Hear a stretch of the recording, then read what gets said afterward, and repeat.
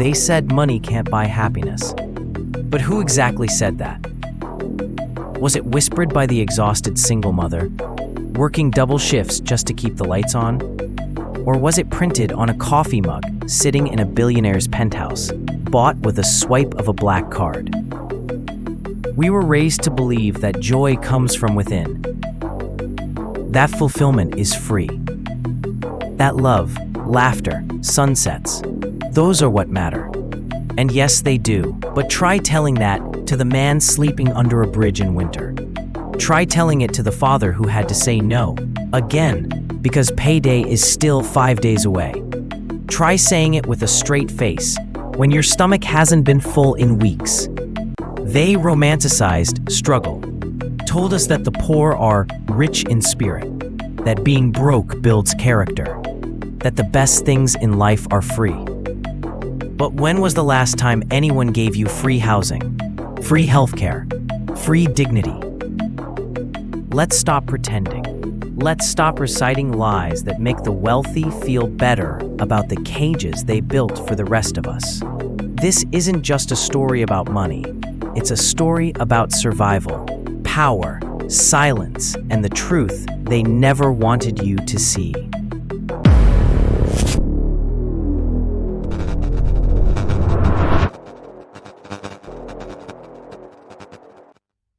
The phrase is old, so old it echoes through dusty scrolls and sacred books.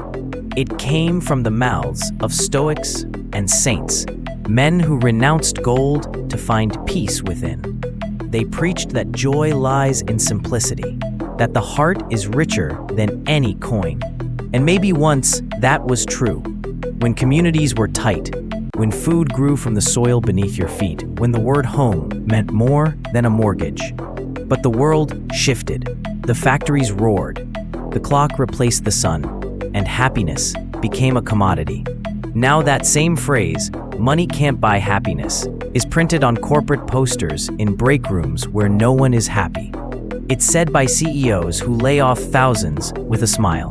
It's echoed by politicians while they vote to raise their own salaries.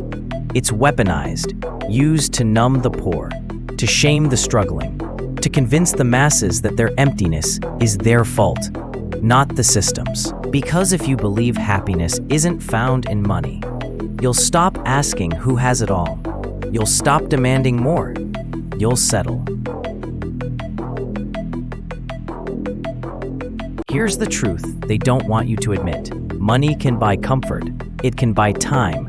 It can buy safety. And in today's world, comfort, time, and safety are the cornerstones of happiness. Not luxury, not gold, but the absence of fear, the freedom to breathe, the right to rest. But that kind of peace, it has a price tag. They say money doesn't matter, yet everything that makes life bearable costs. A good mattress to sleep without back pain, a clean home where you feel safe, a car that starts on cold mornings, a break, a moment, a vacation, a chance to be with your children, instead of missing their childhood while you're stuck at work. The poor are told to be content with what they have, while the rich chase more without guilt.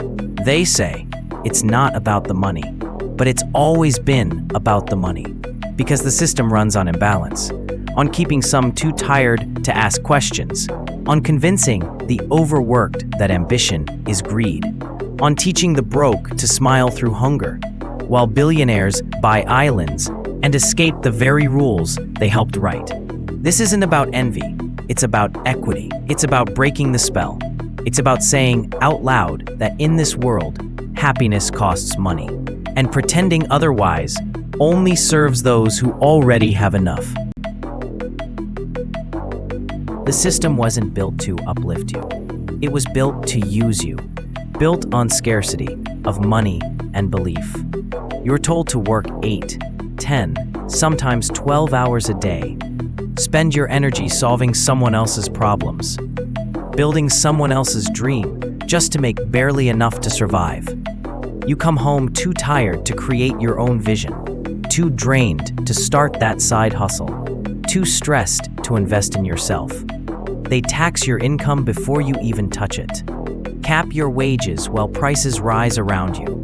Rent goes up, food shrinks, medicine costs more, and then, after all that, they look you in the eye and say, "Don't chase money, it's not everything." But why would they say that? Because if you chase independence, if you build wealth on your terms, if you take back your time, you become a threat. A threat to the economy they built, a threat to cheap labor, a threat to control. A lie isn't just philosophical, it's strategic. Because if they can convince you that money isn't the answer, you'll never ask who's hoarding it. You'll never question why they have enough to waste while you ration toothpaste. The system feeds on your obedience. It thrives on your exhaustion. It profits from your silence.